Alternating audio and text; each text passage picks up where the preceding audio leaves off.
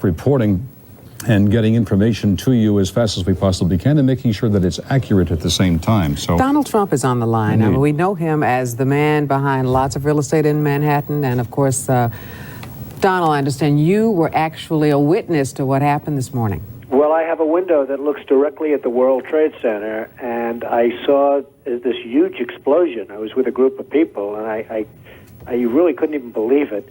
And even, I think worse than that, for years I've looked right directly at the building. I'd see the Empire State Building in the foreground and the World Trade Center in the background, and now I'm looking at absolutely nothing. It's just gone, and it's just hard to believe. Donald, Alan Marcus here. Your building is, the Trump Tower, is one of the great tourist attractions in the world. It's well known universally. Are you taking any precautions there in light of what happened at the World Trade Center? Well, Alan, we've always had, as you know, very, very strong security, but there's very little you can do about planes crashing into a building. I mean, you look at Larry Silverstein, who's a terrific owner in New York and a very good friend of mine who I just called. I was very worried about him because I assumed maybe he was in the building. He took possession of the building 1 week ago. As you know, he just bought the World Trade Center. Right. And he was in his office, and he was getting ready to move into the World Trade Center over the next 2 weeks. So when I just spoke to him, there's nothing you can do when people are going to be bombing planes at your building. Now, Donald, I guess maybe the world is going to be changing, and maybe you're going to have F-16s flying all over the city, etc. But it's a pretty tough situation. Donald, you have one of the landmark buildings down in the financial district, 40 Wall Street. Did you have any damage, or did you know what's happened down there? Well, it was an amazing phone call I made. 40 Wall Street actually was the second tallest building in downtown Manhattan, and it was actually, before the World Trade Center, was the tallest. And then when they built the World Trade Center, it became known as the second tallest, and now it's the tallest.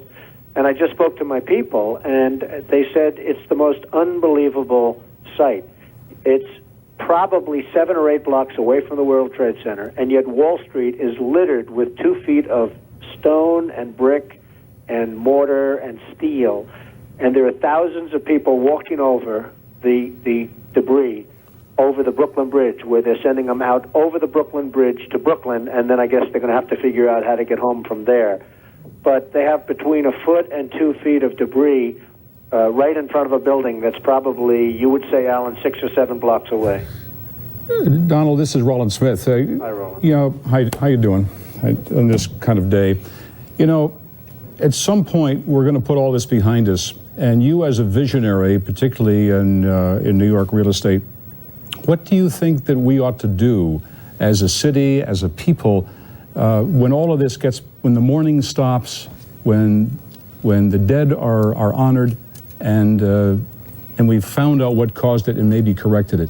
What does the city need to do? Well, I guess the big thing that you really will have to do is never forget. You just can't forget that something like this happened.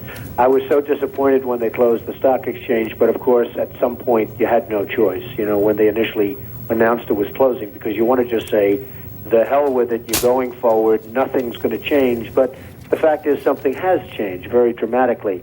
And I think one of the very sad things is going to be when you look at the skyline of New York, which has become so emblazoned in your own memory, and you look at the skyline of New York and you see these buildings, these 2 buildings, whether you love them or don't love them, they were a great part of the skyline. And then when you look at the skyline after 2001, and you're going to see a skyline without these 2 buildings, you're going to say, what happened? People won't believe it. You know, when you show your children or your grandchildren in years to come what New York looked like in the year 2000, and then what New York looked like just a year later, they're going to say, what happened? Hey, Donald, it's hard to believe. In the year 2000, Donald, you considered running for president. If you had done that and if you had been successful, what do you think you'd be doing right now? Well, I'd be taking a very, very tough line, Alan. I mean, you know, most people feel they know at least approximately the group of people that did this and where they are. But boy, would you have to take a hard line on this. This just can't be tolerated, and it's got to be very, very stern. This is, as you and I were discussing before, Alan, this was probably worse than Pearl Harbor. Many more people are dead, and you know, they don't know, they have no idea, but I have somebody that was down there who witnessed at least 10 people jumping out of the building from 70 and 80 stories up in the air.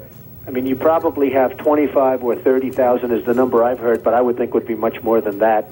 I think the most of the damage will be caused not by even in the building in terms of the people dead, but by the people on the streets from falling debris.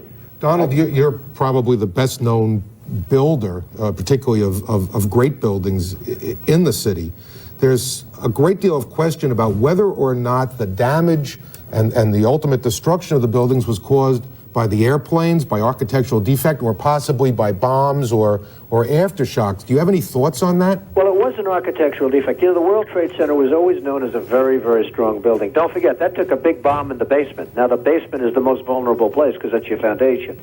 And it withstood that. And I got to see that area about 3 or 4 days after it took place because one of my structural engineers actually took me for a tour because he did the building. And I said, I can't believe it. The building was standing solid and half of the columns were blown out. I mean, so this was an unbelievably powerful building.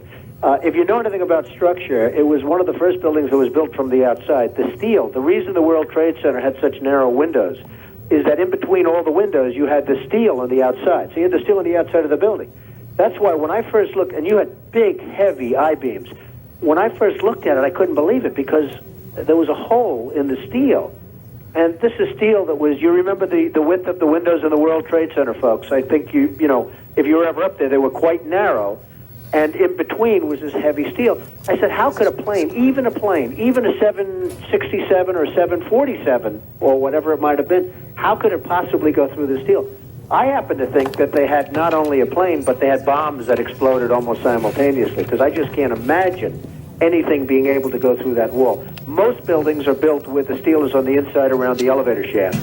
This one was built from the outside, which is the strongest structure you can have, and it was almost just like a can of soup. You know, Donald, we were looking at pictures all morning long of that plane coming into building number 2, and when you see that approach the far side, and then all of a sudden, within a matter of a millisecond, the explosion pops out the other side. Right.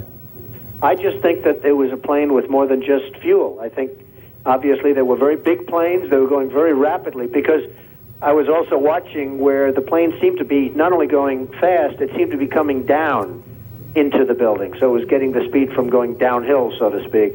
It just seemed to me that to do that kind of destruction is even more than a big plane, because you're talking about taking out steel, the heaviest caliber steel that was used on a building. I mean, these buildings were rock solid. And, you know, it's just an amazing thing.